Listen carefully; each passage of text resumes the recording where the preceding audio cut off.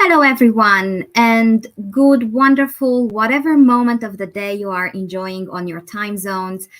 Welcome to day 6 of our November series. November is literally halfway done, and it is always a joy and a privilege having a pocket of conversation sunshine in my day, spending it with you and our speakers. My name is Minola Jacques. I will be your co-host for the next hour. We have Jessa backstage, and we have an amazing lineup of speakers all ready to go and share their knowledge and their insights on redesigning work and career management frameworks. I do invite every one of you in the audience. Please do drop us in the comments, at least where you're listening in or where you're watching us from. We are traveling literally around the world with our Hacking HR conversations. And Jessa, please do help me bring the panelists on stage. And while they pop up and they spot the mute, unmute button, that will be very helpful moving forward. I also encourage everybody with us here today to consider this conversation as much yours as it is ours. So drop your thoughts, drop your opinions in the chat, keep the conversation going. And also, what we have been finding particularly helpful to grow this community, share any resources that are meaningful to you and that have helped you in your journey. So I will try to make Enrique proud and read the mouthful of the title of the panel. It is Redesigning Work and Career Management Frameworks to bring the organization up to speed with the demands of the future of work. So this title alone make me feel the need for speed. So let's make the most out of our time today. You know the drill. We will start by moving the eMic around. And for today, we will do this a bit differently. I will do it counterclockwise. That means that Joe, you will go first. And the first ask is quite simple. If you can share a short introduction of yourselves, and when you hear future of work, where does your mind automatically go to? Some people share a time frame, some people share a short scenario. So, short introduction and future of work. Where does that take you when you hear it? So, Joe, welcome. So good to see you. Great, good to be here. Good to see you again. I'm Joe Pope. I'm in the Chicago area. My role is the Director of HR Operations at a law firm called Nixon Peabody. I oversee staff compensation planning, job architecture, and I'm also heavily involved with staff career planning.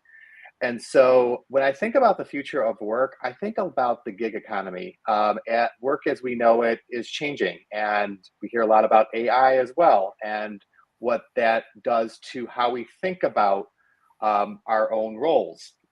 And so when I say gig economy, I think about how roles can be broken down differently. So I view it as roles will continue to change as needs change. And so I think 10 years from now, when we're even talking about job descriptions, for example, it's going to look a lot different than it has in the past 10 years. Wonderful. Thank you so very much. Halil, I think you are the most advanced time zone. So you are literally the speaker from the future to talk about future of work. That sounds wonderful. Welcome. Yes, I'm in Islamabad right now, so 9 p.m. in my time zone. And welcome, everyone. Welcome to all the audience, the wonderful panel. My name is Khalil Zafar, and I'm a management and HR consultant working corely into the future of work domain. So when I say the future of work, I think the simplest answer is in the coming few years, how can we collaborate the humans and the machines together? So this common interaction, it's easier said than done, but it's a complex phenomena. The future of work is all about linking human resources and the technology and the AI together. And how can we do that? We are going to be discussing this in the panel. Thank you so very much. Olga, so good to see you. Welcome back to our panels. And I think the two of us, we share the same continent, right? You're the closest I have to a Europe neighbor. Good to see you. You're on mute. Oh. And I kept being on mute, whatever I was clicking. So the wonders of virtual communication, right? You always have somebody that cannot unmute. This time it was me. Yes, I'm based in Amsterdam. Great to be here. Looking forward to the discussion because when I think about future of work, I really get very passionate. I work for HP and my focus is also on future and work, but especially looking at from a readiness perspective. Are people ready for the future? Or better said, are people ready for futures? Because I think the past is really singular, futures are plural. There are many different futures possible. There are potential future, possible futures, preferred futures. So there's many scenarios that we could explore and that we need to prepare for. Because I think we all realize that we are in a fast changing world. So if I think about futures, I think it will be very fluid, meaning there will be a lot of change. There will be fluid ways of organizing work. There will be fluid roles. There will be fluid careers. And people need to be very flexible to adapt to the changes, to adapt to what is going on. So I think fluid, flexible, those are kind of the words that I think about when I think about futures. But I'm passionate about the topic because I feel we have a great opportunity to create it and co-create it with people around us. And so don't wait, step in. And that's the kind of passion that I hope that everybody will feel when we're ready with this panel. I love that past is singular and future is plural. I feel like we're already training for the mic drop moment in this intro round alone. Rejoice, what a wonderful thing to have you with us in this conversation. Welcome. Thank you so much for giving me the opportunity to be here. My name is Rejoice, as you know. I work in a wide variety of roles, particularly in Umata Consulting, where we look at the future of work and how that will impact people. When I think about the future of work, I think about opportunities to allow people to use their skills to the maximum capacity, where technology will be definitely a motivator to help people do the best work possible. That's wonderful. And I am sure that people are starting to wonder whether this conversation is being recorded. So before we have those questions popping up in the comments, yes, the conversation is being recorded. You can refer back to it at any time, either on our LinkedIn space or hackinghrlab.io, our platform. So let's start to go a little bit deeper into the topic today. And you started to mention a few trends, a few peaks into the future of work. So what do you see already emerging that you want to share with our audience? And I will leave that conversation there, and let's see who can find the unmute button the fastest. So I'm noticing something, and I'm not in the tech industry, but I can't help but notice based on LinkedIn, my connections, especially with all the layoffs and restructuring occurring, there is a movement towards fractional leadership. So you'll see a lot of fractional COOs, CHROs, CIOs. And so that leads me to wonder about the future of those kinds of roles. So if organizations that are growing are having their leadership be more on a part-time basis and helping them with very specific things, how does that translate downward in the organization? I think Joe explained it very, very clearly and in a precise manner. One thing we need to go into the past a bit. When this pandemic came, the future of work and the concepts and everything got accelerated. Like the gig economy, as Joe explained, the talent economy, as some people call it. Experts have been advocating the gig economy, the talent economy, or working from home or freelancing for the past many years. But the last 2 or 3 years really accelerated this event. But one thing that I realized was that the HR people, especially the leadership, was not ready because there was no proper framework available for how to structure the organization in such a scenario. No playbook for the trainers or the leaders to train the people or get the organization on board for doing work. But now, with the advent of a bit of the most important thing, I think here is to the leaders and the HR are now trying to upskill themselves for the future of work, which is the first step and the most important step. They've realized where the world is headed, and we need to prepare for that. So I think this starting point is a good thing. I see we're following the pattern because Olga, I saw you unmuted. Yep. Yeah, I liked some of the comments before. What I agree with is that work seems to be less conventional. So unconventional career paths or career portfolios, and we'll probably get into that deeper later on. Unconventional ways of organizing work. So doing things differently, being more open to try out different models, to test it out and to co-design it, not only with leaders, but also with employees, with stakeholders. So doing things differently because people really feel the urge to change. So I think there is going to be different expectations and even more in the future from employees. So they expect more flexibility, more empowerment, more trust, more ability to grow. And at the same time, we're also becoming kind of the era of purpose, where really people don't only want to work for a payroll. Of course, they want to get paid. Not many of us can afford not getting paid, but they're really more interested in a higher purpose of work. Like, why do we work? What is really important to me? And that can be a higher purpose towards the community they're part of, or towards human rights or D&I or sustainability, but not just work for a salary, but work for really making an impact with the work you do, or making an impact together with the colleagues of your company. So I think that unconventional, higher expectations, and then a higher purpose probably will be important.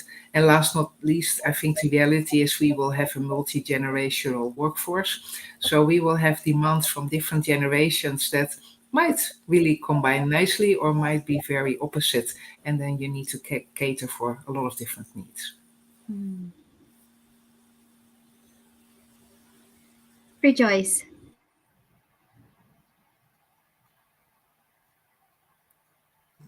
Yes. Would you like to add something to this? Could you repeat the question? Yes. So the question was Absolutely. I couldn't hear before, so if you don't mind. not a problem. The question was, what are some of the key patterns, the key trends that are already visible in the future of work conversations? I think if I heard what you said correctly, you're referring to the key patterns, correct? Yes, key trends. Okay. I think the key patterns are just okay, awesome. I'm getting a little bit of feedback on my end, so I apologize.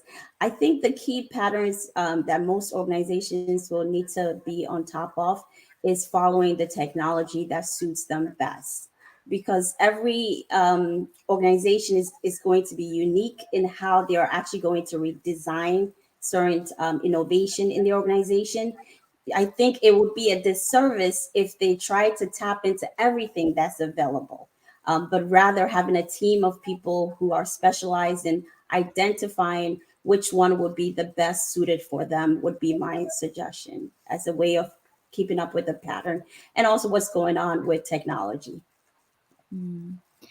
Thank you so very much. And if the audio issue persists, do let us know in the chat, and maybe an extreme solution is drop off and rejoin. But let's see how it goes moving forward. We started to scratch the surface on this next topic, but maybe if we reframe it slightly, we can go even deeper. What do you think might be the key major drivers of change moving forward? And Olga, I know that this is near and dear to your heart. Would you be the pioneer on this one, please? Sure. And I think I mentioned already, the purpose area, multi-generational workforce, expectations changing. But I think, as other people already mentioned, disruption because of technology. I think there will continue to be waves of disruption. So it will not be one constant change, but I think there will be certain waves. And then a certain technology will really become more important and then slide off a little bit. What maybe also is important is that the future of work is no longer simply an HR topic. It's not something that only HR people look like. I think if you look at the future of work, it needs to be cross-functional. So I think that's also a driver of change, that you now get the people from the offices, from technology, from business units, HR really coming together and say, okay, what kind of integrated solutions can we offer where workplace technology, and the people components all form one integrated experience. And I think that will become more and more important.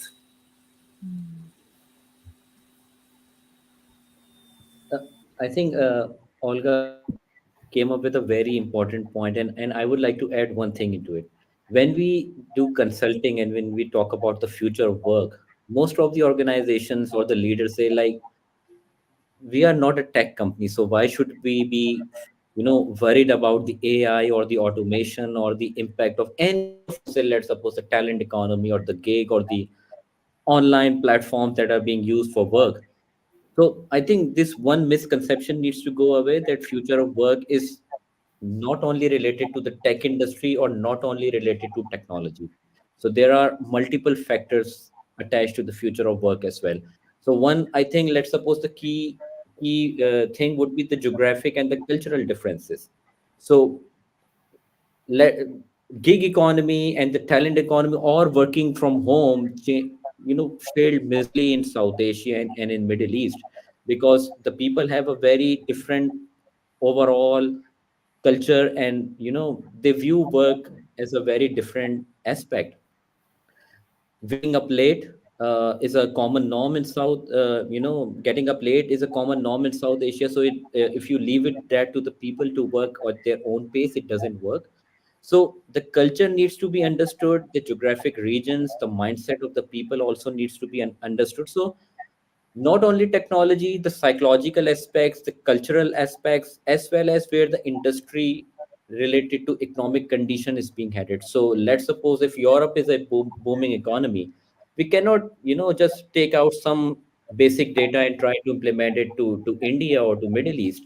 We need to see the trends of the industry growth in that region. So it's a bit complex, I know, but to make it simpler for the people listening to it, you need to come up with your own set of future of work and foresight things, where your industry is headed, what are your cultural needs, and based on your organizational mission, vision, and values, where do you want to go. So keep these things in mind. This is the most important thing.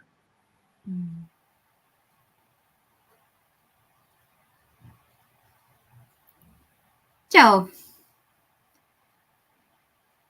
you're on mute. Thinking a lot about what everyone said so far. I agree. It's going to be complex. I think it's going to require, as we've been saying, organizations to be very agile, communicate, collaborate with each other, and it's going to be very important for leadership to stay aligned to make this successful.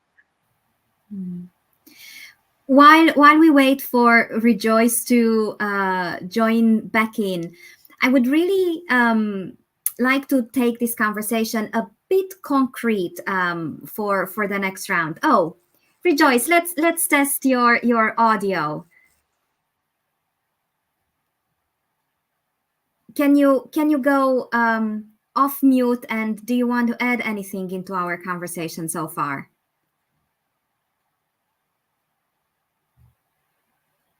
Rejoice? It looks like it's still challenging. Can you hear me? Yes. Can you hear me? Yes, we can hear you. Okay, perfect. I can hear you, but there's a delay in time when I hear you. Yeah. So, is there anything you want to add into this round of conversation from your side?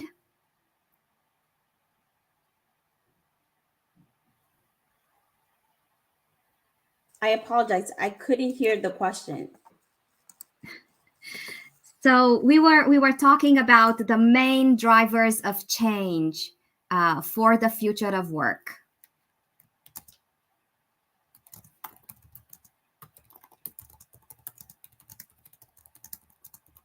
Okay, I think you said you're talking about the main drivers of change in culture. Yes.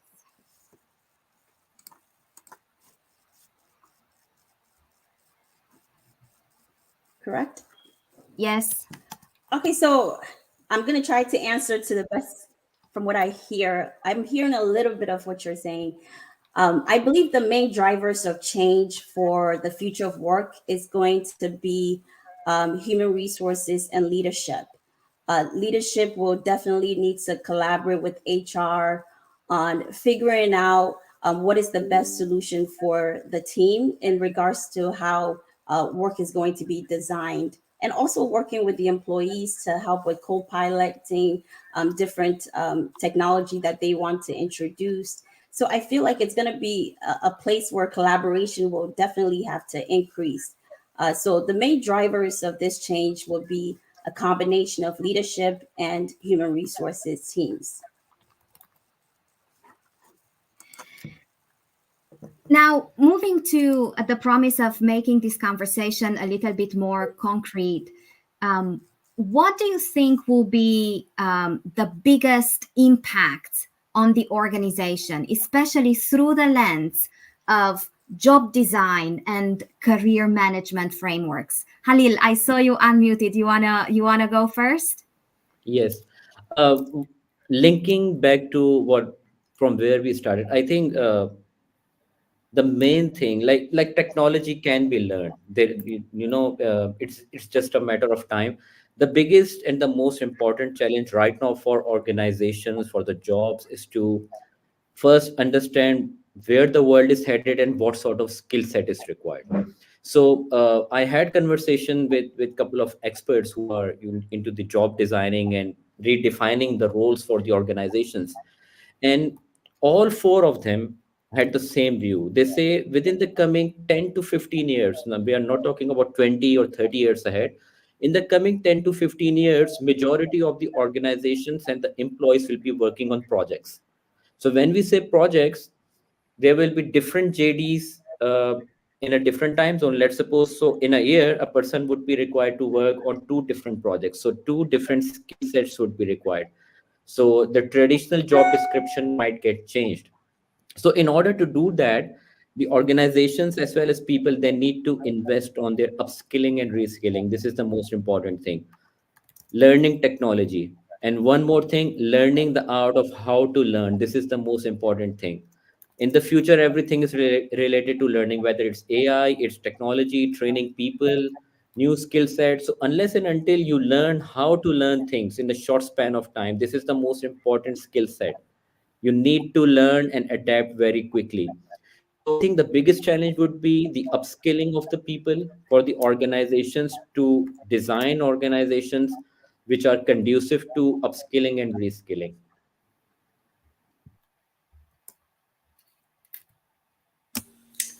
Yeah, if I can add to that, I completely agree that ability to learn will be critical as well as upskilling and reskilling. But I think first you need to give clarity to people where their jobs are going, because if they don't know how jobs or work is evolving, it's very difficult to select, like, am I going to do data or AI or change management or empathy? Is it the human skills, the technical skills, the combination? Because there's so much opportunity to learn. So I think first it is important as a company to say, what are some of the big roles that I have in my organization? Are they likely going to change because of the big changes coming up? And that could be a technology like generative AI, but it could also be that you are moving to more services, so a different type of business model, or you are going to partner with other companies to solve some sustainability issues. So whatever is driving changes in your company strategy probably will drive changes in your type of jobs that you will offer. And then I think you need to be realistic. Probably not every job will be impacted by generative AI. And if it is, it could be a very small percentage of tasks that might be automated or might be replaced by certain things. But for other jobs, it might be a huge percentage. So you need to give people some clarity what will happen, but also give them time to say, what are some other options that will be open? How can I upskill? How can I reskill? Because it needs to fit as well, right? If you have a full-time work, where do you find energy, time to reskill, upskill? And I think that is probably most effective if you're really passionate about a topic, if you have a personal interest, but that you also see a clear path, like, hey, this can really help me to become more relevant, or even more relevant, maybe not only in my company, but in the industry or in the industry that I want to work in. So giving people clarity, time and options so that they can really invest wisely to increase their relevance, I think will be important as well. Such a good point. We really, as the line managers really have to work hard to break down silos and give their teams the opportunity to innovate and try out things that might not be in their traditional wheelhouse, right? And I see that all the time where managers are just so focused and incentivized to perform a certain task at hand, and they view anything deviating from those tasks as a distraction, whereas it could be actually adding value to the organization and creating growth. And I think that's something that business leaders need to really work hard on, is to incentivize their leadership to create that space on their teams, to have those discussions about interest areas and see where there can be some cross training, some trialing of new things. I think that could be very successful. The other thing that I think about too is our culture, especially with, I don't want to paint broad brushes with generations, but you start to see the way that we consume information is in more bite-sized pieces, right? And so I think that in order to continue to motivate especially the younger generations, we need to keep things fresh for them. And they have, as data will show you, they have many different interest areas. And so if you want to create more longevity with them, you have to work hard to find those help them find those opportunities in your organization.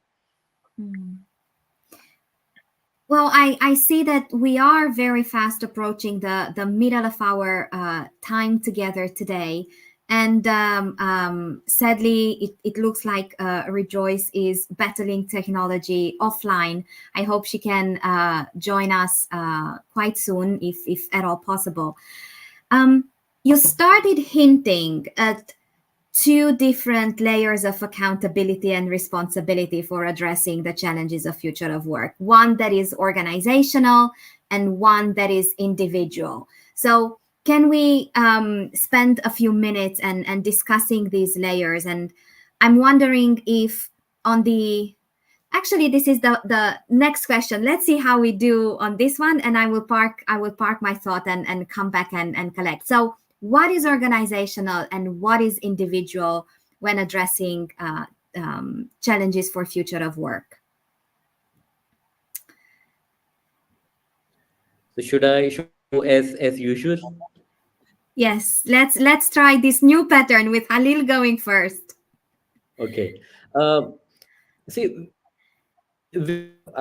I don't know if I can translate it properly in English. That individuals make up society, and the same goes at whatever the individuals have in their mind, they bring it to the workplace as well. So it's a saying in Urdu. I'm just translating it into English. So of course, we all know that there are certain individual development plans and the organizational development plans. But one thing that Olga, highlighted was that there needs to be a clarity for the organization as a whole, clarity for the leadership, as well as clarity for the individuals. And that can only come if you have a proper roadmap where you stand right now and where you want to go. So this is as simple as that. And I always say that people confuse strategy with goals. If you're developing a strategy, there needs to be some sort of research, some sort of a hypothesis, some sort of data backed by it. So you need to come up with a strategy where you want to go, how you want to do it, what are the things that are required in between, and then plan accordingly. So both the organizational as well as the leader and the employees need to first come up with a plan. They need to develop, okay, so this is where we stand, and this is where the world is being headed. So in between, let's suppose 4 points, what are the upskilling things required? We need to learn technology, we need to work on our communication skills, we need to work on the way we talk to people from certain nationalities, diversity and inclusion. So whatever it is, you need to work on those. But for that, you need a proper, well-defined plan where you are and where you want to go.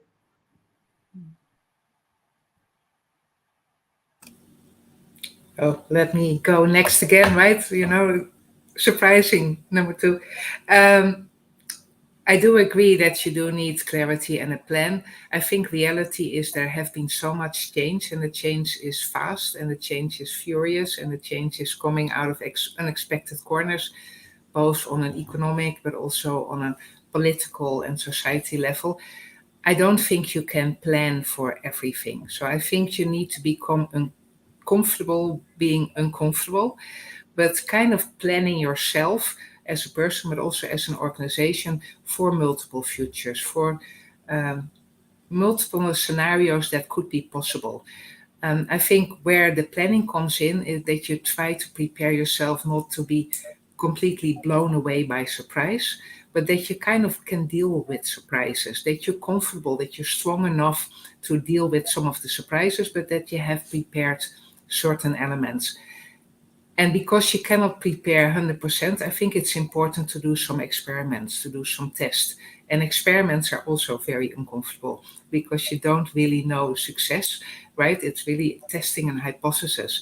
And we're not used to that. We're used to predictable plans where you do a pilot and you have success criteria and you know exactly I do step A, B, C, and then D will be the result. I think it's going to be a bit different. So probably we need to do multiple experiments, multiple hypotheses, test them out, and really invest in listening to our employees, to our leaders, to our stakeholders, and find out during those experiments what works, what doesn't work, what can we learn from it. So we need to learn as individuals and learn as organizations.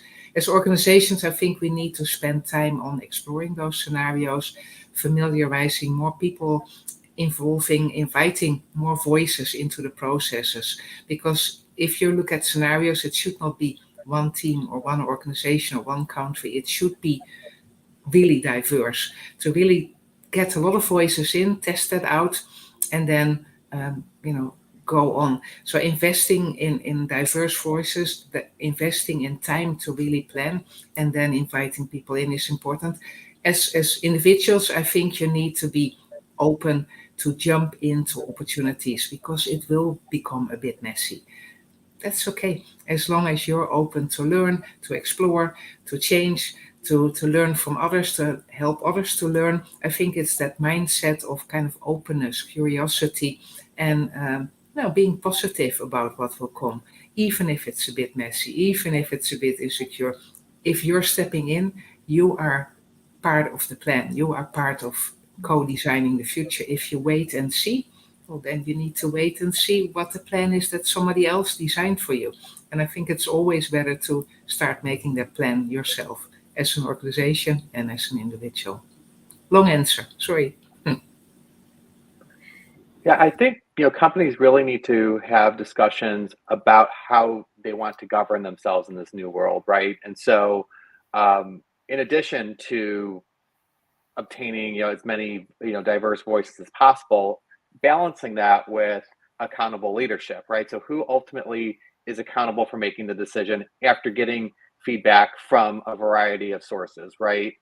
And if something goes wrong, how does that, how do the channels of feedback work in the organization so that the decision makers have all the right information, not only from the outside, but also inside the organization to adapt accordingly? And I also think about communication downward. So when something is occurring in the marketplace that requires the business to change course suddenly, making sure all of your down to your rank and file employees that they understand in terms that are meaningful to them why the company is doing what they're doing. And so I think that as we've been talking about leveraging technology, technology and communication, having different forums for interacting with one another will be very critical for organizations to be successful and continue to grow. I find it a little bit ironic that we talk about leveraging technology during 1 hour when technology proved so challenging, but I love the hope and the resilience there. Now, it was not technology, it was my own mistakes. I was checking out the comments. I thought, okay, I'm going to see if there's any comments from the audience and then I'll react to them, and then I locked myself out. So cannot blame technology, can only blame myself. Thank you so much for sharing that. Yes, technology with human error make for great stories from Hacking HR panels. I was actually going to use something that you mentioned, Olga, earlier on in our conversation. With one of the trends that we see in the future of work is that it expands this work outside of HR, and it makes it bigger than HR. So my next question is worded quite simply. Who does what in this kind of work? And let's try a different answer pattern. And Olga, you will go first. Good. Yeah, the reason why I say the future of work needs to be cross-functional, because I don't believe the future of work is only about the basic, right? If you look at hierarchy of needs, often people think about future of work like where we work, hybrid. Then, in hybrid, it should not only be the building people or the IT people or HR, it should come together. But if you go up the hierarchy and say, how do people work? So machines, people together, when they do work, but especially why do they work? So the reason for the work, it needs to be a cross-company effort to really make sure that people can be their best and can do their best work.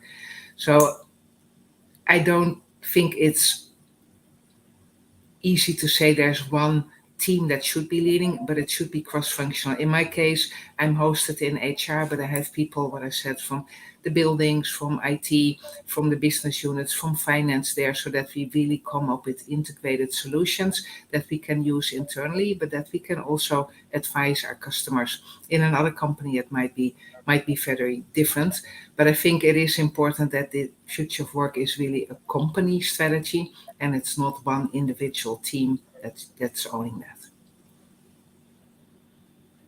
Yeah, and I think that organizations should think about building that into their performance management process, right? So soliciting ideas from even the employees, how can you do your job differently or better? What do you aspire to do? What are some opportunities you're seeing that we can take advantage of? There's a lot of knowledge that I am sure is untapped there. Unfortunately, I think the pressure is going to be on in middle management, because they're the closest to their teams. They understand how the work gets done, and they're the ones that are interfacing with senior leadership. So senior leadership is always going to be at least a couple of levels removed from the realities on the ground. I mean, how can they be everywhere, in every place at the same time? So it's going to be up to middle management, in my opinion, to really understand those realities, get feedback, and then communicate it upwards in the organization. I think both panel made my life easier, made my job easier. They explained it perfectly. Adnan sent a message. He said hello from Saudi Arabia, and let me tell you something. I was in Saudi Arabia a few months back, and I was really impressed by the futuristic design and the collaboration that they have cross-cultural from the top to the organization. Vision is very clear, the Vision 2030. So that makes me think this is a test for leadership. So let's suppose what let's say what the leadership wants to do within an organization, within the society. Joe Biden signed an executive bill last week for AI integration and the impact of the AI into the workforce. European Union is trying to write a unified policy of AI for work. So I think it's a test of leadership, what the leadership wants for within the coming few years. Plus, I think when we talk about the future of work, we always come up with very complex jargons and big things, which I think only, let's say, practically only bigger organizations have. Let's suppose an innovation budget, uh, the value of rewarding risk. So if risk can be rewarded, this SME, which makes up 90% or 80% of the organization, don't have that budget. So we need to be a bit practical and realistic as well. So I think the bigger organizations, those who have multi-billion dollar budgets, those who have multi-million dollars of R&D budget, they need to be a bit responsible in this scenario as well. They need to clarify where the world is going so that the industry remains intact. They do not become industry leaders by manipulating the industry. They need to keep the society, the SME industry in mind. So once again, it's for the future of work. I think it's a test of leadership.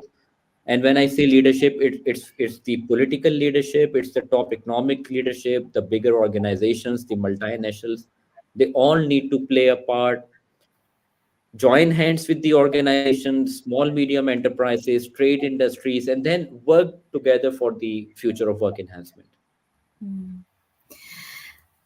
I really want to ask you the next question around best practices. So can you share some things that have worked particularly well for you, some things that you would recommend the audience take the inspiration from this conversation and put it into practice? And I would invite you, Joe, to be the first one. Yeah, I think it is giving, as I mentioned before, it's giving your team time and bandwidth to explore, right? And that can manifest in different ways. That could be online training, it could be reading articles. But I think in order for that to be sustainable, is for them to share that knowledge with the rest of their team. So creating platforms to share ideas, share insights. And I think that you could not only build collaboration and community within your team, but you could really serve up some great change management in the organization.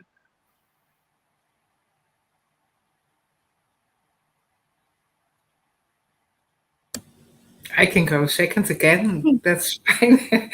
I think there's lots of best practices. I think one of them is getting people enthusiastic about the future instead of scared. Because if life is a bit crazy and hectic and a lot's going on, it's easy to focus on today's fires. But I think you're not going to be ready in time if you only focus on today. You also need today to start doing certain things for tomorrow.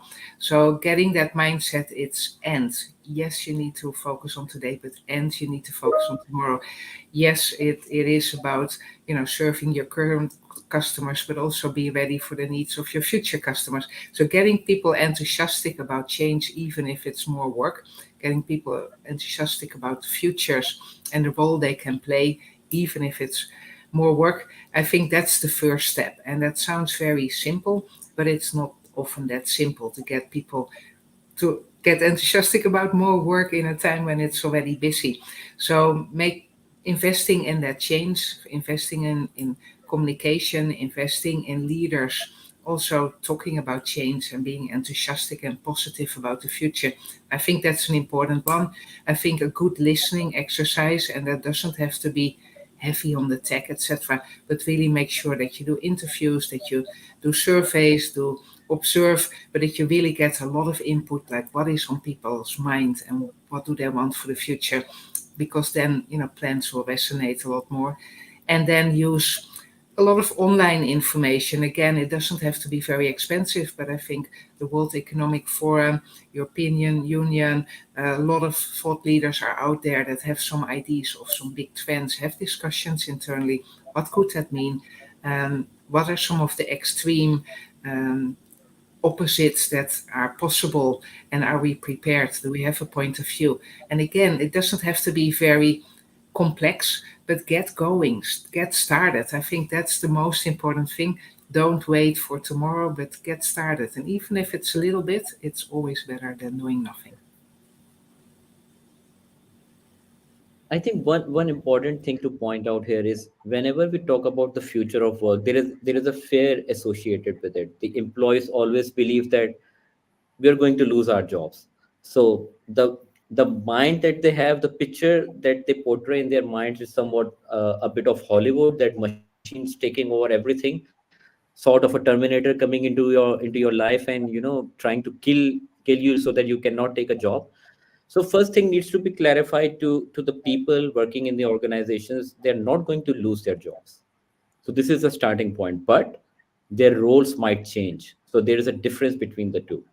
Unless and until they upskill themselves, whether it's organization or the employees, they need to be agile. They need to know where the world is headed. So they are not going to lose their jobs, but their roles will change. So once you have this clarity in mind, that you have a peace of mind, then you know all the values of innovation, involving every brain in the game, rewarding risk, whatever the organization, the values has been set, that can be employed for the future of work. So I think the best practice is, don't make any surprises. Surprises are cruel. Let's say we always say in performance management meetings, so in an appraisal, if it comes as a surprise to the employee, it means the performance system organization, that there is some sort of problem in it. So no surprises for the employees. Clear them what their mission and vision is, where the employees are being headed, and what needs to be done. Well, for people in the audience, we wrap up the conversation in about 10 minutes, and they were like, okay, how do I make an educated decision on where to start this work of redesigning work and career management frameworks?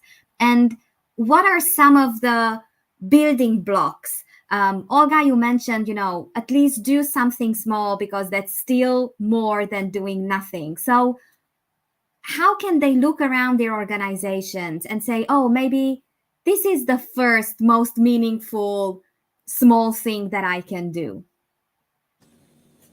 Yeah, so what we started with in our organization is first look at the current work that we have, but not so much the roles, because people tend to say, hey, I'm a project manager or I'm a writer.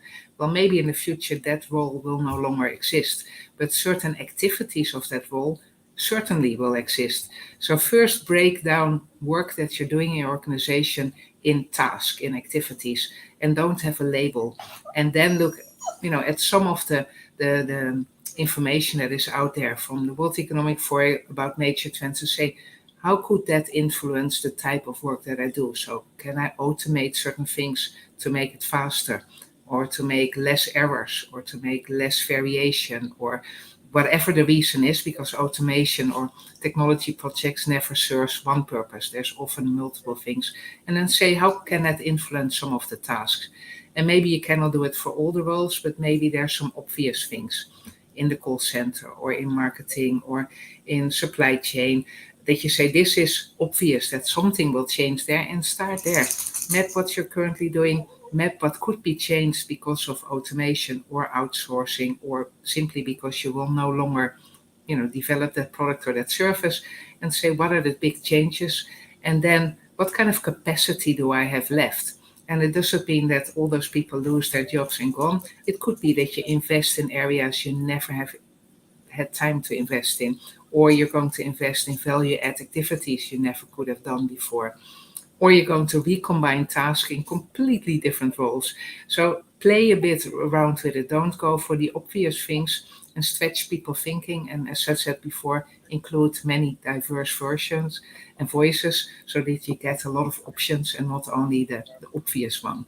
So whatever you do, stretch your thinking, go a bit in the extreme in your scenarios, because that will really give you some aha moment that you're like, never thought I could combine jobs in that way. So it's a bit like a Pokeball. You kind of remove all the elements. Then you say, are the elements that will no longer be needed in our diet, or that can be replaced with something else?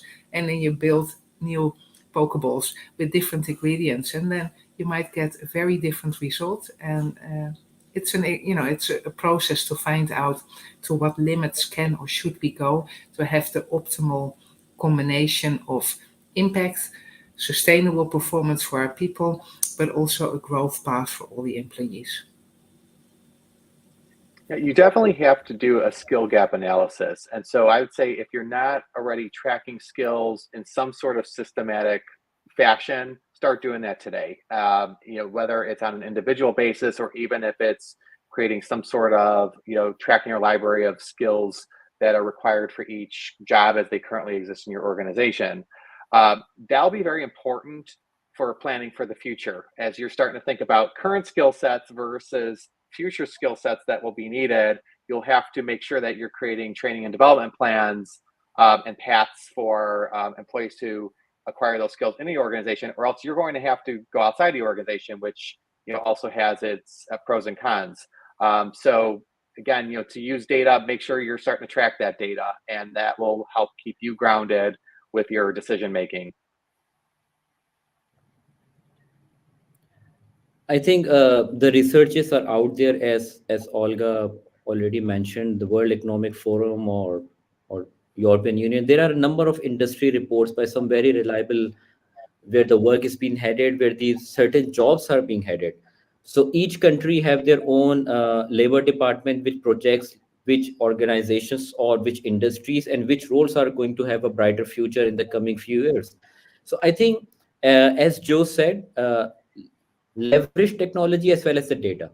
So first, do a bit of research, keep it simple, take some of the data out, utilize these researches, and see your current jobs, your working procedures, your policies, your processes, and what can be included at this stage of time. So let's suppose if diversity and inclusion is a key thing that you're missing out, just take it one drop and put it into your workplace. So then take it one step further. Let's suppose cross-cultural communication, put it into your agenda. once you put it into the agenda, the everything revolves around it. So let's suppose training and development will be into that, the value system, the performance management. So I think take step by step approach. This is the easiest way of building up or redesigning your work. See what researchers are saying, where the world is being headed, and talk out to people in the industry. There are some good people out there. If you are restricted, reach out to people, the experts within your industry. They can suggest you. It doesn't mean that you have to spend money to learn these days. There are a number of good TED Talks out there, sessions like these, experts like these. Reach out to me, reach out to Joe. We will be more than happy to assist you wherever possible. So I think utilizing the technology to your best is an extremely important thing, but keep it simple. Step by step approach is going to bring in the results. I can almost, it's almost palpable, it's almost physical, the passion that you have for this topic. So I will ask an open question.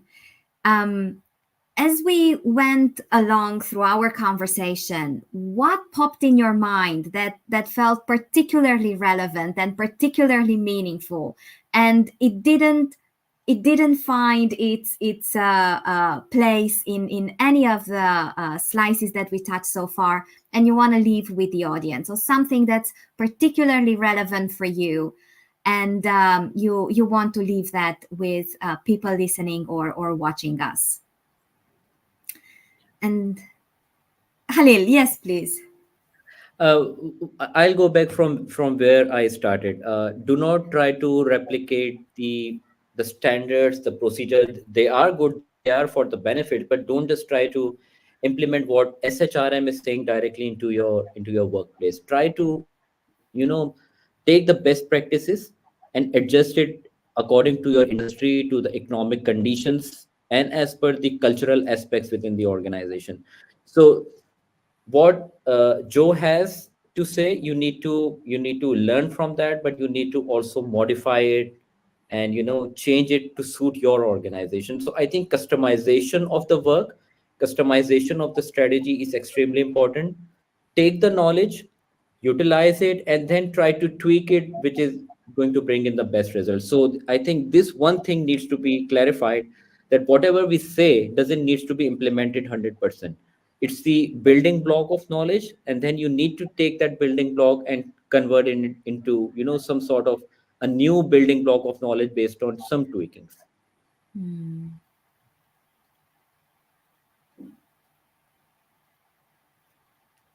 Joe, would you like to go next? Yeah, I agree with that. I think in order to continue to be relevant in the marketplace, businesses are really going to have to redefine and continue to differentiate themselves from their competitors. And that translates down into the organization as far as how we define our roles and the services and products that the business offers to our clients and customers. So I think some of the fundamentals of the past can still apply, but how we do it is going to change. Yeah, definitely. So I think as an organization, look at it as a journey. There's many steps in the journey to go. You want to make sure that you're relevant as an organization and that your people are relevant in this new world of work.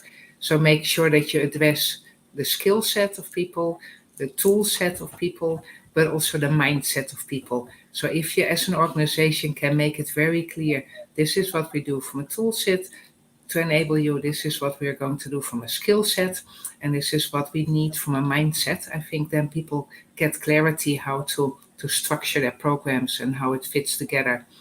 And I think as a person, as I said before, be very curious, be open, and look at your career in this new world of work, not purely as a path, as a ladder to go up, but look at it more from a career portfolio perspective.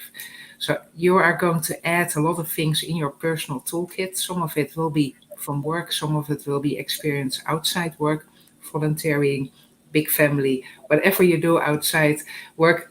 But all of it is relevant because there are going to be so many changes. So whatever experience you're building up, it will all be relevant for the future. So look broader in how you can acquire new skills, how you can apply them, and then you have a lot of options in this future. So keep a positive mindset and keep learning. It's been wonderful to share this conversation space. Olga, Joe, Khalil, thank you so very much. Also, thank you, Rejoice, for spending a little bit of time with us. And before we wrap this one up, we have an amazing panel coming up on the culture of lifelong learning for skill development. And very, very fast, in one word, how does the future of work make you feel? In one word? And what I will do, I will call on you in the interest of time. Olga, how do you feel about the future of work? Positive. Thank you. Joe? Curious. Thank you. Khalil? Exciting. Thank you so much, everyone. Thank you, Jessa, and I will see you soon again. Thank you.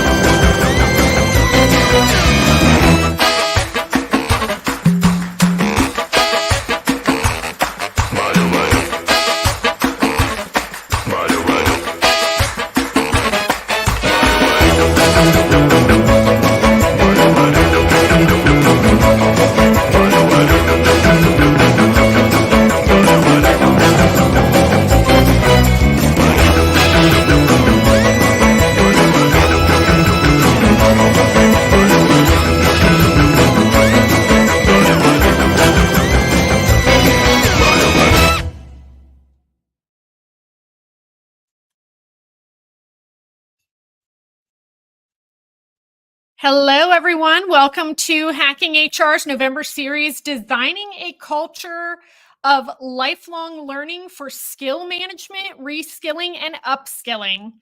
I'm your moderator, Nicole Roberts. I'm the president and founder of People Solutions Group, helping organizations solve business challenges with people solutions, ensuring teams feel valued, supported, appreciated, and seen.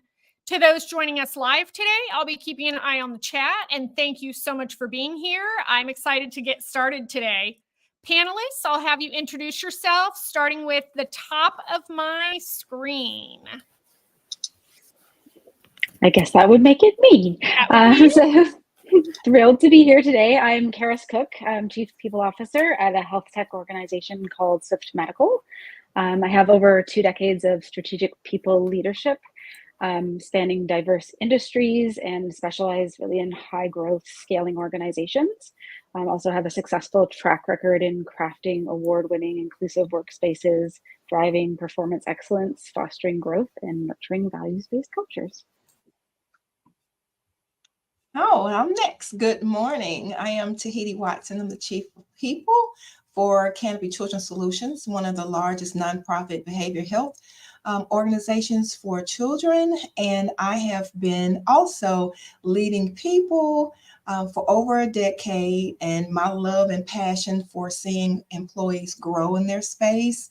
It doesn't seem like work when you're doing something that you love. And I'm honored to be part of the panel. Thank you. Hello, everyone. My name is Wendy Ellis. I'm a Vice President of Talent and Learning at Health Edge, which is a software technology company in the payer space. And I am super honored to be here today to talk about learning because it is a passion of mine. And it is something that I so enjoy coming to work and seeing how people are growing and developing in their roles. And I'm looking forward to hearing from the experts on the panel as well. Thank you. All right, that leaves me. I'm Guinevere Curry. I am the president and founder of Guide to HR. It's an HR consulting firm supporting the startup businesses to help build in foundation and get the right setting so that they can grow their company and ultimately use the rest of your guys' services. Wonderful. Thank you so much. I'm so excited and I'm sure our audience is excited to learn from you all today. Just a bit of a heads up. So our format today, I'm going to be, I will ask one of you a question and then the rest of you can just kind of add on as you feel fit. And then we'll go in that order. So for starters, obviously we need to level set and get an understanding of what it looks like and what we're talking about. So let's talk about what we mean by a culture of lifelong learning. Guinevere, let's start with you. What is a culture of lifelong learning? It's, to me, an insatiable appetite for growing your knowledge base in all aspects of life, not just, your work and how to code here. What does it mean to be a coder over there? What does it mean to be a manager? What does it mean to be a team player? What does it mean to be a mentor or leadership? What does it mean to be a person who is mentoring outside of work, who is a good spouse, a good parent, a good child, so to me, it's this constant thirst for wanting to grow and learn more as a human being in general. Pass it on to the other ladies. Yeah, agreed. I think it's really a mindset. And how you develop yourself, how you develop others, how you support development in others and continuous learning. It's not just a task. So it really is a mindset. Yes, I love that because I always think about if you're not learning, you're not growing. And Gwen hit the nail on the head talking about it's the holistic approach. It's, am I growing in my personal space? Am I growing in my professional space? Because not everyone is at the same level of growth of what they're interested in. So I love both ladies tying it into the holistic piece of a person's growth, personal and professional. Yeah, I fully agree with everything that's already been said. And it is that lifelong journey. It's why we call it that lifelong learning journey, is really about, as you grow as a person, you are always continuously learning new things, new skills, whether that's at work or in your personal life. So it is that thirst and hunger for knowledge and continuous improvement. Absolutely. Thank you for that. So we understand what it is now. How can we foster that culture in our organizations, and what role from your perspective does leadership play in that? Tahiti, do you want to start us? Sure. So we know now we're in this space that learning and fostering a lifelong learning it's essential. It's not just a benefit, it's essential. And this means creating that space where everyone, regardless of their background or their role, have the resources to be able to learn, and then moving towards the traditional training models to embracing what does that look like for us as an organization? What does it look like from leaders who would have to partner with our learning and development department to make sure we are touching? And because I kind of think about our generation that's coming up now, it's quick, it's short, right? So the fundamentals and how we create that has to look different than what it looked like 3 years ago. We constantly have to be able to be flexible with our learning, and then have the ability to be ready, because that'll be a change for a lot of our employees who are used to the traditional learning pace and style. And then how do we, as principals of running and fostering the lifelong learning, how do we motivate those who we know that's on our team that's like, I'm okay where I am. I don't think I want to learn anything else because it's too scary and I don't want to change. Yes.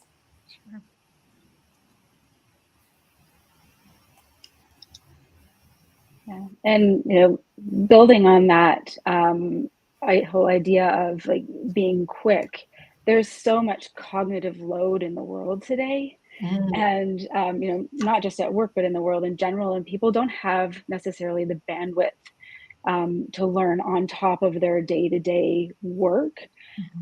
So in building that culture of lifelong learning, it really needs to be built into the work that people are doing on a daily basis, and being that easily digestible, happening over a period of time, because you can't have a learning, I mean, you can, and we do have learning sessions within an hour, but you can't expect then people to actually be able to apply that knowledge. If you think about, I don't know, like diet and exercise and how long it takes us to change a habit and learn something new, and like the, kind of applying that same principle to learning, so that it's following that same methodology over time, and you're building it in building blocks, and having multiple levels of training, whether that's in the bite-sized pieces, whether it's group learning sessions, whether it's individual work that people are doing, and then bringing that back to the group, and coaching circles, and there's all sorts of different applications. But to answer the question around leadership, I think that that leadership needs to really support learning initiatives for you to have a culture of learning in your organization, and to participate in it themselves, so that they're leading that by example. Definitely. Yeah, I was just thinking as you were speaking about how if you got rubrics, if you got compensation structure in place, and you got your job leveling and your job rubrics in place. Not all companies do, but if you do, that's a really great place to kind of sit in, because then you use that information to help your employees understand, how do you go from point A to point B? Well, here are the things that you're missing in your gaps. Let's talk about how we can actually get that experience in your day-to-day or your week-to-week, or maybe there's an initiative or a project that you could work on for the next 6 months that would help you with your project management skills, right? For example. So that's a really great tie-in if you do have that. Not every company does, and it's a big structure to put in place if you don't. And when it comes to the leadership, absolutely, they must be bought in. They say things fall from the top, right, to the bottom. And if leaders are not living it, then employees are not seeing that it's valued, and then the employees won't make it a priority. And then you'll just have this cycle of like telling them, but nothing's actually happening. So making sure you have their buy-in, and how do you do that? Help them understand the value. Going back to what Tahiti said, the generation coming into the org, one of the things that they're looking for is that promotional capability? How are you going to help me grow as a professional, maybe also as a human being, but as a professional? And if you don't have a game plan in place and you aren't able to show them, well, by coming in here, you're going to be able to grow because you will be able to have you work on these projects and do these different things, and you'll exposure to these senior level people. And I'm not talking like senior leadership, I'm just talking about senior experienced people. Then, there's not an opportunity there. You're going to have a hard time attracting talent and therefore retaining it. So it all kind of ties in very much together, and use that as a way to get the buy-in with your leadership team. If you're having a hard time recruiting, if you have high attrition rates, those are things where it could be, maybe there's a primary root cause of people don't feel like they can grow here. And to build on that, sometimes I don't think that leaders realize that they set the cultural tone for an organization. And if they're prioritizing learning and personal development, it signals its importance to all employees. And Nicole, may I add to that? Guinevere mentioned something that I think is very important. I think all of us are seasoned that we remember the IDPs, the individual development plans, and we used to hate them because they were so long. And then, we picked the thing that we thought our employees should grow in. But I think we need to put that back on the table and look at it from holistic as an onboarding. Definitely. Where do you see yourself here? Of course, they're in the honeymoon phase, probably 6 months to a year. But when you're doing that feedback, often to say, here's a short development plan. Tell me what's your interest. Like we know what we want you to be on our team and how we want you to be upskilled. But is there something else that you think that would make you your retention here longer if we gave you that ability to learn? And so that's one thing that our organization is going back to do. When I was talking to our director about an individual development plan, we all laughed. It was like, oh, I'm probably going to get eggs and tomatoes thrown at me. Boo, boo, boo. But I think if we start prepping our new hires at the front end, it's like your supervisor is going to be meeting with you throughout your journey. As you continue your journey here, think about the things that will help you succeed in your role. And then that leader, I think, and maybe when it's like that leader has to show that they are interested in that growth. Definitely. And how do we have those conversations? Yeah. And I want to add really quickly onto that, like when you're talking about that, you got to really put a system in place to help support your manager, especially as the company grows or is already a large growth company. So having a tool in place, there are plenty of performance management tools, 15.5 Lattice, Culture Amp, that have functionality that you can actually tie in this growth opportunity and continue to have it in front of you as a manager, you as an employee in your conversation. So making sure that you get the buy-in from your leadership team that we're going to do this, but we also need to have this tool to support us so that we're actually being able to implement and make a difference. Absolutely. And that's actually a perfect segue into talking a little bit about technology. Karis, do you want to talk a little bit about how you have used technology in the past, or how technology can be leveraged to support lifelong learning and skill development? Yeah, absolutely. It's interesting you mentioned 15.5. That's actually the tool that we use at Swift. And it really does, open up those growth conversations, and it's a continuous feedback system so that you have a record of it. And it's not just, as many HR programs in the past where you have a piece of paper and it gets filed and never looked at again. There's also, skills-based technologies that are coming out now that are really wonderful. We use one called Tiller, and it's really to understand the skills that reside within the workforce, identify those skills gaps, and then assign work or develop their teams around that technology using Coursera and Udemy as the learning platforms. And essentially, the employees are putting in the skills that they have. The leader is verifying those skills. also putting in the skills that they would like that person to develop. The person is putting in the skills that they would like to develop.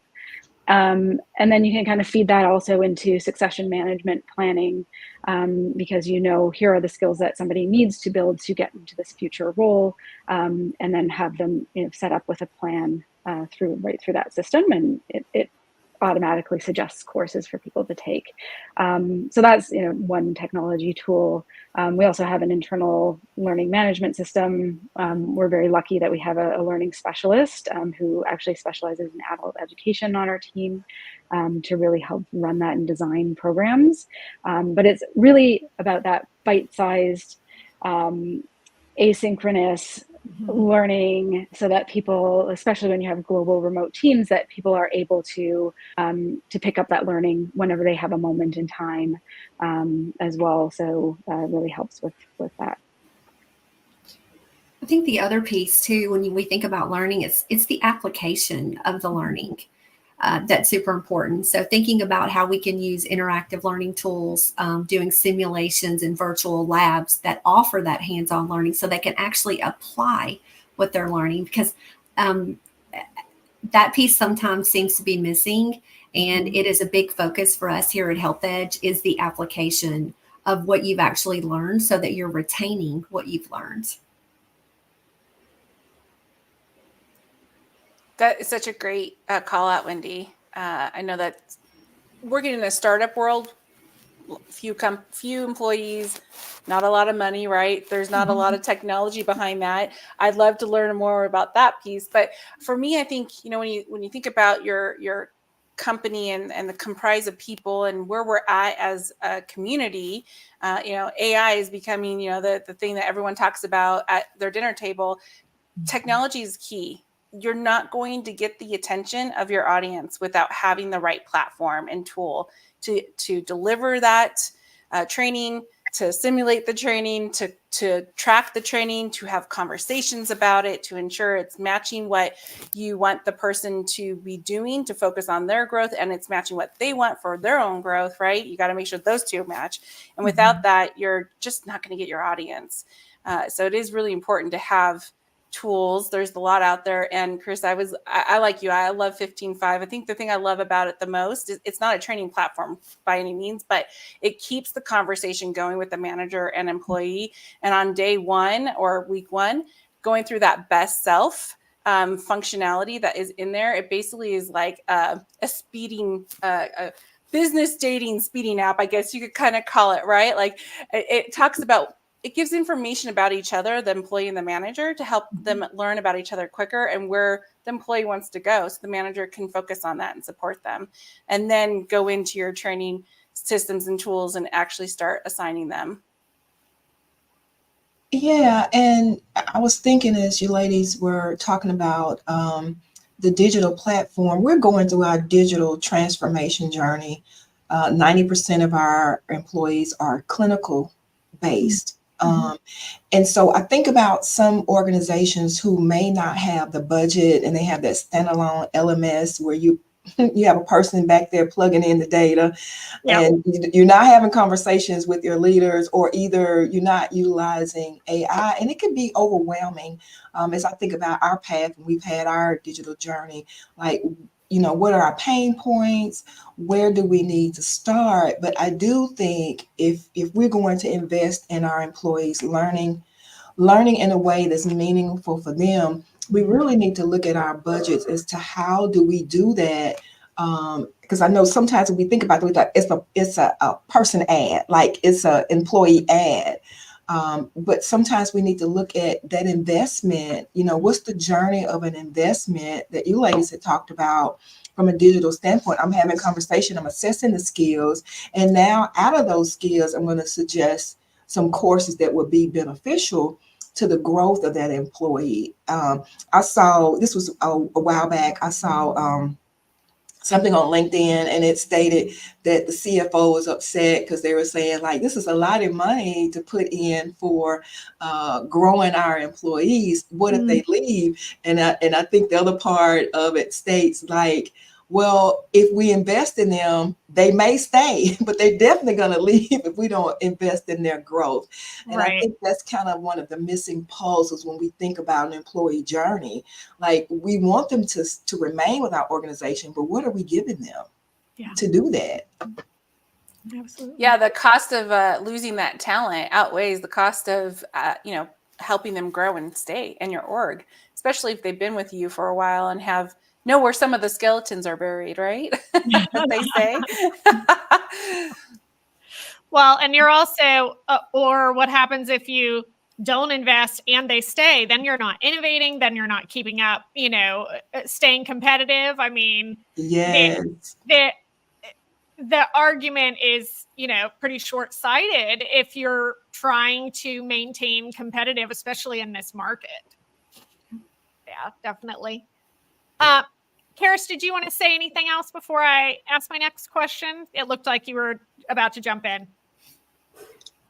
Oh, I was just nodding my head and agreeing with everything that was being said. We talked about, those skills gaps and meeting those needs. Taking a step back, how can we identify what our organizations need from our talent, from that, next phase of talent in the organization? How are we identifying those skills gaps? Who wants to start with that? I'll start. I think when we think about how organizations can identify, the skills that they need, what they have, what's missing, doing a skill gap analysis to identify the difference between the skills your workforce currently has and what they need in the future. This involves really assessing current employee skills, reviewing job requirements, and really understanding where the business is headed. What technologies are they going to need in the future? And that goes back to, the investment, because we want them to stay, because if we don't, what's going to happen? And in a rapidly changing global economy, continuous learning enables us to adapt to those new technologies and business practices so that organizations can continue to grow. So when you think about that leadership buy-in and those that hold the purse strings, those are some very valid reasons, Tahiti, that you can use to get that resource allocation that you're looking for.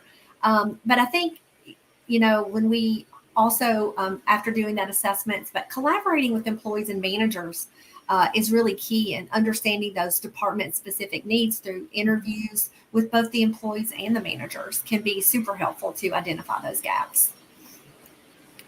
I completely agree with everything Wendy said, and I will add to it. One of the things I've done with one of the clients I have right now is that we implemented a 360-degree review, right? So you're able to review your peers and vice versa. And in that review process, we actually asked, instead of doing ratings, because no one wants to give a bad rating, no one wants to be the reason why someone gets fired, right? So instead we asked questions like, what went really well with this person? What was something that they did that just wowed you?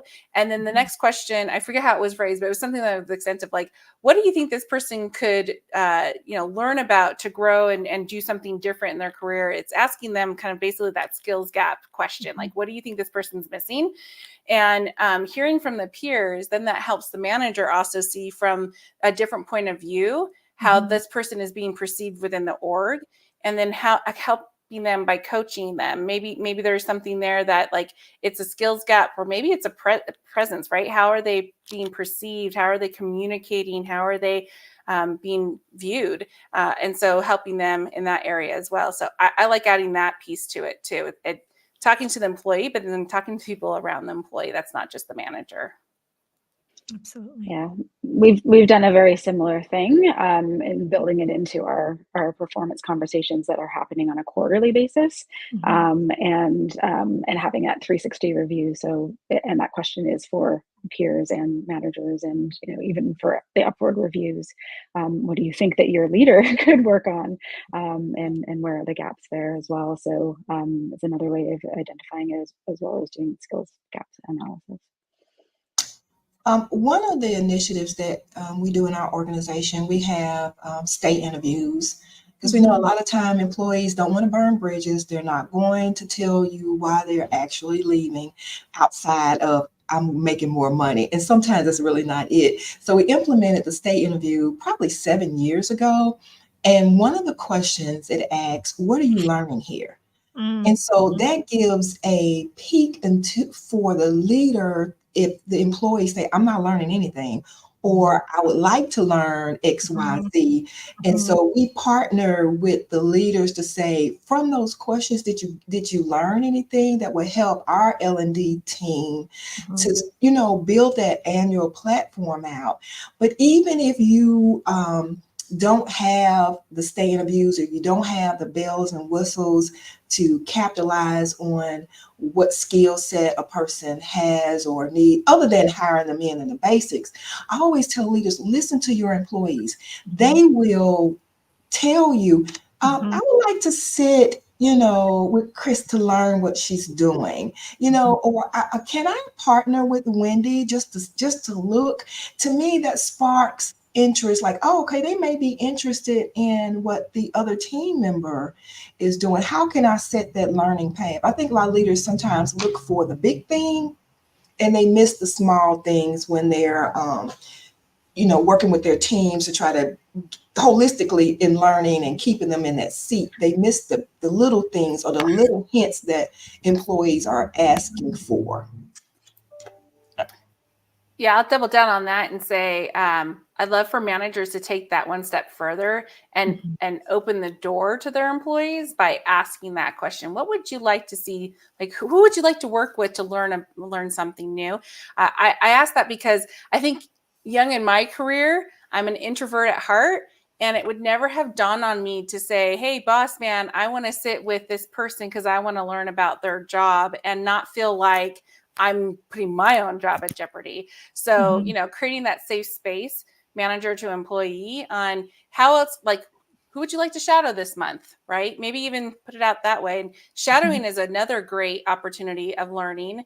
Trying to implement it at another client of mine right now. And it's not easy, especially when you're at a startup and everyone's wearing multiple hats and there's a lot going on, but I think it's like one of the most crucial ways of learning. And it's learning for the person that's shadowing, but it's also it's fostering a culture of awareness and empathy towards each other cross-functionally. And when everyone is just heads down, got to get my stuff done, it's hard not to get upset that someone didn't keep their commitment or didn't like do something because they were busy with another whatever. And if you know what's going on in their space, you'll have more empathy and understanding because you've lived in their shoes for that day. Yeah, and also building on that, I mean, when we look at the technology that we're using, Tiller, it actually has a mentorship program built into it where anybody within the organization can say, you know, say I'm an Excel expert and I'm willing to teach people Excel, and I'm horrible at Excel. I'm like, oh, let me go and look and see if I can learn Excel skills internally. So it starts to build that culture of just, we're going to share information with each other. We're going to share learnings with each other. And it can be just those really small, I mean, I don't think Excel is small to me. It's a big thing, but you know, it can be sort of a smaller thing. It doesn't have to be like a massive leadership training or like a mentorship that happens over years and years. It can be literally, you know, a couple of hours. I'm going to show you these skills that I have. Yeah, that cross-functional sharing of knowledge is so important. And I mean, think about how many times that, you know, an HR professional wants to come, they want to speak with the data, they want to do whatever, but maybe they can't put together a dashboard in Excel, and maybe somebody else does have that skill. What a wonderful way to, you know, make some relationships in the organization, and even inviting people into a meeting to get some exposure in something that they're not familiar with. You know, as you were talking about, Guinevere, with having so much going on, it can be really difficult for shadowing, but just inviting somebody to be present and part of a conversation can really facilitate that. So in that vein, when we're talking about, you know, remote and flexible work, how does that change the accessibility and the opportunity for lifelong learning in your organization? As I think back to when we all had to go remote, well, the majority of us had to go to remote. Yeah. And we were looking at how do we continue our learning paths within Teams, because that's what we were using. Like, we quickly learned how to use Teams. Like, some of us already knew how to use Teams and Zooms, but how do you now take a step back and try to capitalize on everyone's at home, everyone has distractions? How do we do that? So we start looking at, well, maybe we need to do short videos, upload them to our site so people, because our world was in like a turmoil. Like, people don't want to hear the news, people don't want to read anything, but how do we keep that learning path going? And so our director was looking at, hey, I found some videos on YouTube that I think would be great. It pairs well with what we're doing. Or our CEO would do short videos, I would do short videos. I think that set the path to say, okay, we really need to start thinking differently about how we now put learning in front of our employees and our teams, right? How does that look different? You got to get out of the box to do that, and partner with other people within your organization, because they may be an introvert, but they may be sitting really heavy on some great skills, right? How do you do that? Yes. We also need to capitalize on what I call, and I did not coin this phrase, but learning in the flow of work, and how learning happens day to day. Take a mistake, for example. You make a mistake, and instead of using it, weaponizing it, you turn it into a learning opportunity for, the entire team. You can also, when you think about programs that you've launched and you do a postmortem, what went well, what didn't go well, what could we do better, conducting focus groups. And then thinking about the transparent, candid feedback that when you have a psychologically safe work environment that managers can give, that team members can give each other, those are all learning opportunities in a flexible remote work environment that can be capitalized on. Yeah, I've retitled that postmortem to retrospective. It feels a little less, Thank you so much. I will write that down. That is I always go to the Grey's Anatomy when they do a postmortem when they've killed somebody, right? So yes. Not to have such a negativity around it. Retrospective. And also, it's important when you do a retrospective that you really lay the foundation and groundwork of, this is not a blaming game conversation. There's this is all about just learning what we as a team didn't do so well, so that we can figure out how not to do that again next time. This is not about the blaming game or pointing fingers. So you got to really make sure you put that groundwork in place so that people feel comfortable really talking through the problems and the root causes. And you can really grow and learn as a team. I mean, I've seen it happen multiple times, and it's a phenomenal experience for sure. Yeah, and I think in the remote world, it does become, that asynchronous learning becomes critical, because especially if you're a global team and you have people at different time zones, and it's really hard to gather everybody into another Zoom meeting to do another training, and people are paying attention to all of the pings and whistles that are going off on their computers and not really retaining the information. So, using that learning management system and having micro learnings that are really engaging and exciting for people, using different multimedia techniques, videos were mentioned. There's all sorts of sources on the internet, but there's also, your internal teams are just so rich with knowledge. So, leaning into them to help create some of these training opportunities as well.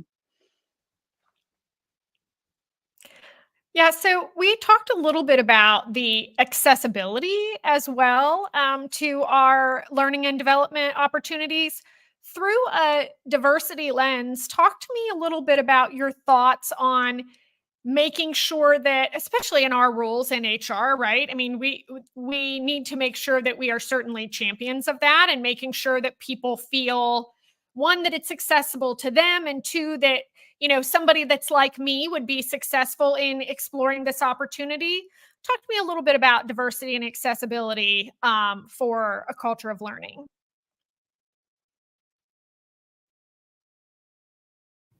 Well, I'll go first. um, when I think about our employees across our organization, I think about the roles they're in. I think about the demographics, whether it's from ethnicity or it's from education standpoint. We work hard at making sure the accessibility is from their lens. Like, what would make this learning valuable to them and easily accessible? Last year was the first year that it came to my mind, like, why aren't we using the closed caption when we're doing our team meetings? Just thinking about that little small thing, although that I know of no one in a particular team's like, hey, I need closed caption. So I rolled it out, told the leaders, like, when you do your team monthly or weekly meetings, make sure the closed caption is on, or either show them how to turn the closed caption on, because some people may not want to identify that I need that particular added value in order to show them where the speakers are. They need to turn it up. Give them ability and time to plug in their headsets to listen. Maybe they need to have their headphones in so they can hear better. And the very first time we rolled it out, I got some feedback like, oh my gosh, Tahiti, some of my team members like, thank you so much for showing me how to turn the closed caption on, because I really could not understand all of my team members when they were speaking. So it's something simple as being accessible for the hearing impaired, for those who have trouble comprehending. Is there a path where you can have someone come beside them to help explain what they're reading? How does that turn over to the skills that they need? You know, maybe it's, I'm going to show you how to do this in addition to what you read. Yeah, I think too, to build upon that, having flexible learning options, because some people are visual learners, and just, you know, asking people, how do you like to learn? I think that that's such a powerful question that you can ask. How do you like to learn? And then making sure that you're providing those opportunities on how people like to learn, but also too about the pace of learning, because when you have group learnings, not everybody's learning at the same pace. And so being able to recognize if you're a facilitator and maybe you need to shift a little bit to accommodate someone else. Those are just a couple of things that I think are easy things to do if you have a high level of awareness. Yeah, double down on that. First thought that came to my mind is, a lot of times I won't actually attend a live webinar. I will watch the recording and speed it up, because that's how I listen, right? A lot of us do that. So make your training available as a recording if you're doing it live, right? And it also accommodates people's schedules, right? You might have a mom or a dad who needs to pick up their kids, or you might have someone who's taking care of an elderly parent, or you don't know the situation, right? You know, pipes burst and they can't attend the course today, and this is the only day the course is available. So making it available to them to watch at another time, and also for those that need to watch again, to rewatch a specific area, to really be able to go back and fully pay attention and listen to that one core message is really important. And to hear, wow, I never even thought about the caption thing. I love that. That is so great. It is one of those small things that just makes such a huge difference for some of the employees that are out there. I'll also add, there are a lot of technology that can help take your written training and put it into audio or video. Although I will say the AI video is still not quite there yet, but it's getting better. The first version I saw was very robotic and kind of scary. But, you know, it does help, especially when you don't have someone who's full-time L&D, or even if you do, and they're creating a lot of content. And my last thought is, you know, languages, right? I live in California. You know, there's a lot of Hispanic speaking people here, as well as Asian speaking people here. And so how do you provide that content in those different languages. Again, there's a lot of AI platforms that will help you translate your content to those different languages if you don't have something in-house. Mm-hmm. Yeah, and I think most things have already been said. I think also looking at diverse and inclusive trainings that really reflect a variety of perspectives and experiences, and building in sort of DEI as mandatory training. We have that as part of our onboarding, but ensuring that when people are coming into the organization, it's already something that they're thinking about. And then, collaborating with that diverse set, like subject matter experts, a diverse, group of subject matter experts, internally and externally, to make sure that the content that you're providing has a richness to it, and that it's something that the diverse teams that we're working with are going to be able to relate to. So let's talk a little bit about the measurement of effectiveness with our programs. What metrics do you use, or what metrics would you recommend to, after you've put all of this, time and effort and resources and what have you into these programs to really support our people? How do you know that that's successful? How are you measuring that? Loaded question here, I think. And becoming more and more critical that learning leaders are able to articulate the value to the business. So, and again, we are a work in progress here when it comes to that, but we get learner feedback through surveys and focus groups, assessment scores. One of the things that we've implemented recently is pre and post self-assessments, and also pre and post manager assessments for those that are in our emerging leaders programs or developing leaders programs. So I think that those are some good steps, and some of you are probably way further along than we are, because one of the things I really want to be able to do is like understanding how our learning initiatives align and impact organizational goals. For instance, we want to improve our customer satisfaction scores. And so how are we designing our learning programs going forward to help support that and being able to clearly articulate to leadership the ROI on that investment? Yeah, and for us, it's really, in addition to traditional measures like, course completion rates, assessment scores, really prioritizing assessing the real world application of the acquired skills is part of what we do. We also, in performance feedback conversations, really ensure that we're measuring against learning as well. It's it's built into the DNA of our culture. We do have values that are around learning, which I think is also very important when you're thinking of building this culture of lifelong learning, that your organization fundamentally is built upon learning and valuing learning. So we do have those.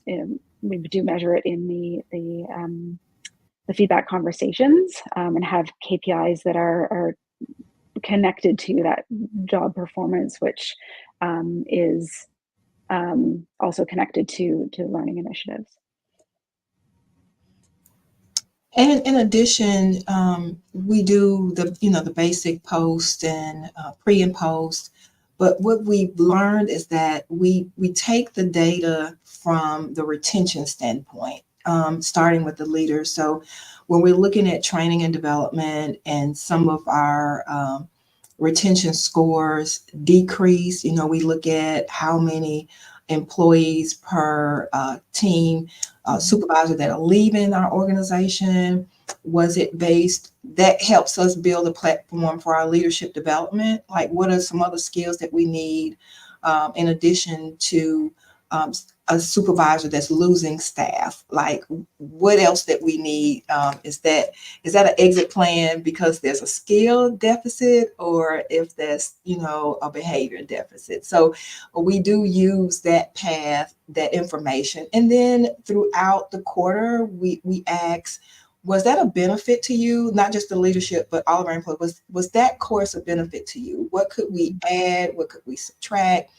is it something you would like to see in our path next year? Because it could be like, this was not beneficial to my role. It's not even beneficial to me as a person. Like, we look at the percentages, like, yes, you liked it. What did you like about it?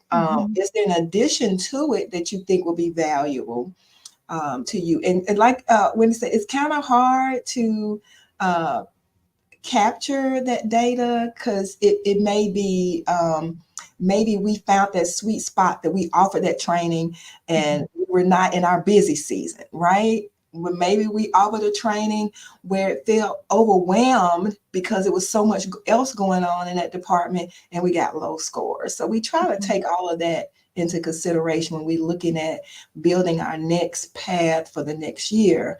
Do we take something that we did in the current year along in the next year, or do we like, okay, that was a great journey for that particular training. Now we need to enhance. What's the enhancement? What's the elevation that we need to do for our employees?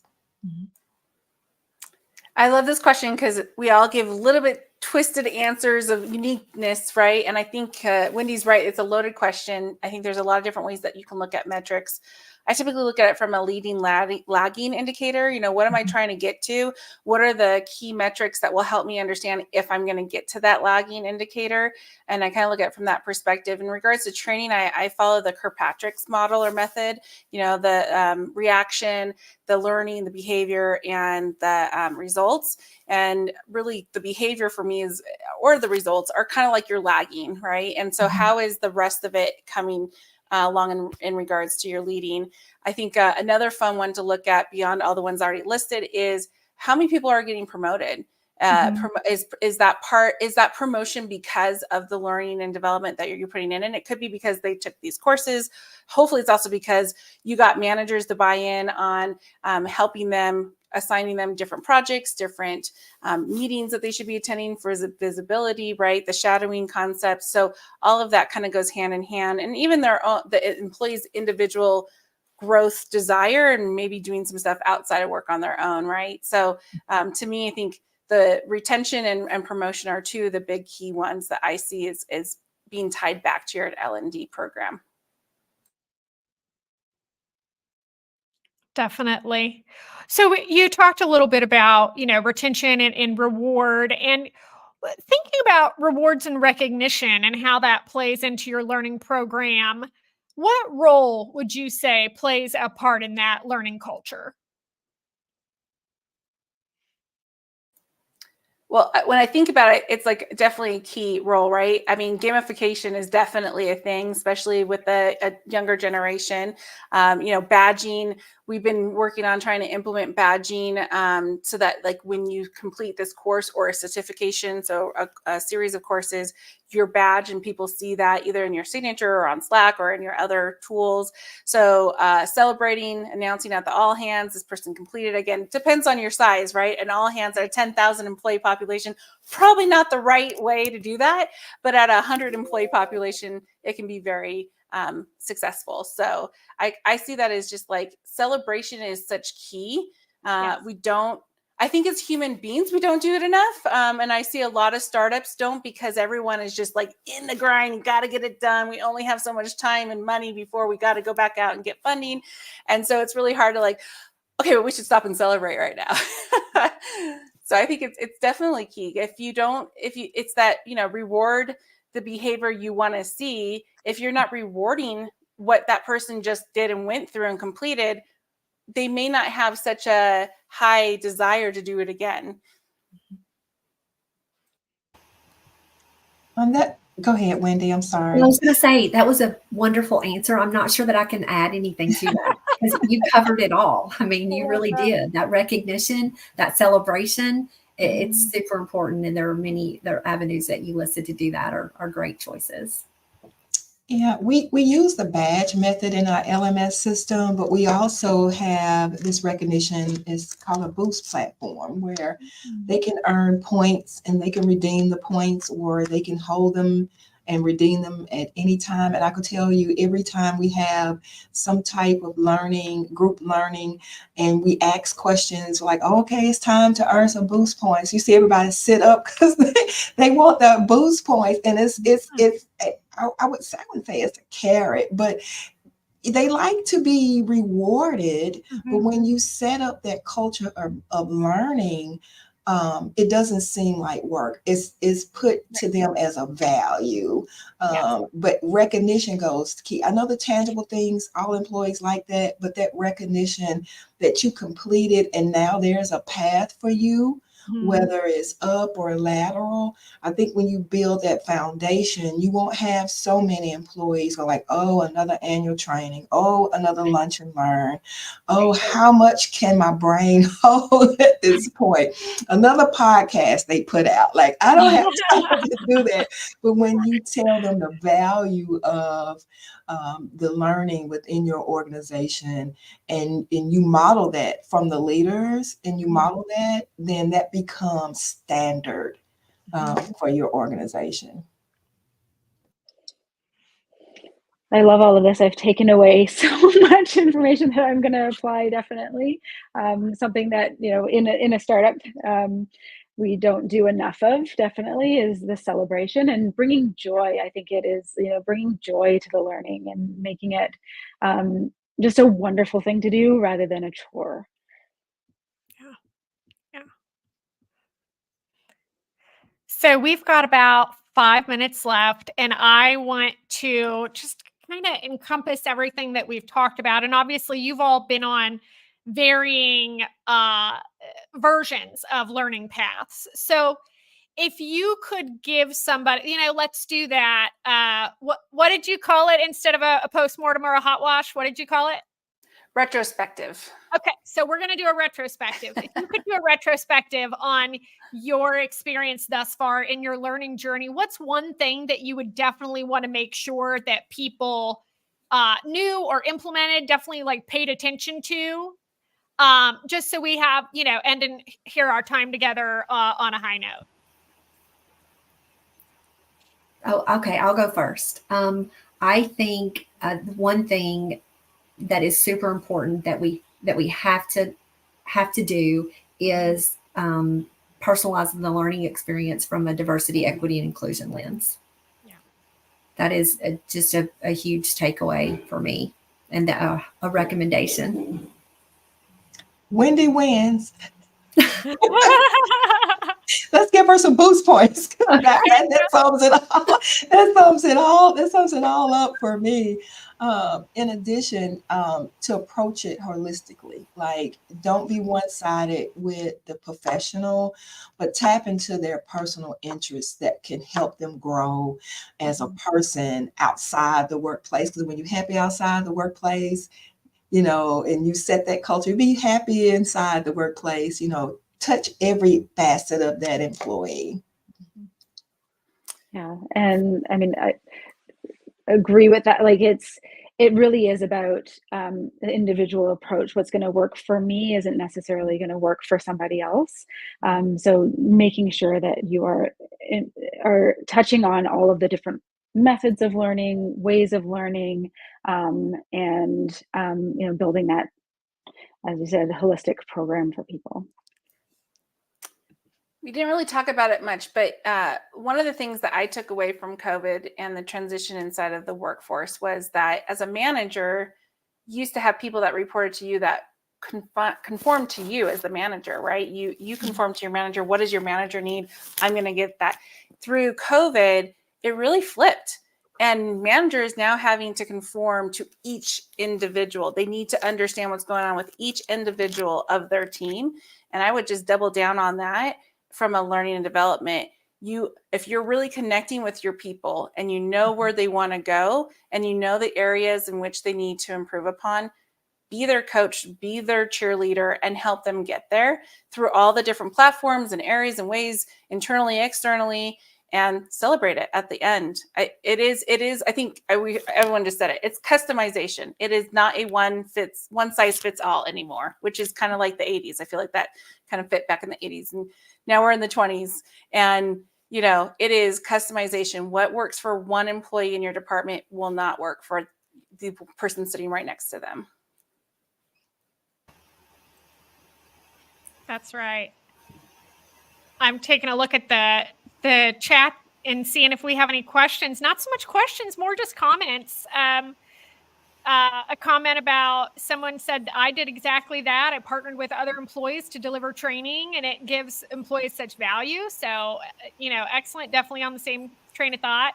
And then also recognizing people by letting them speak about training that they attended in staff meetings. So sharing that learning and that knowledge.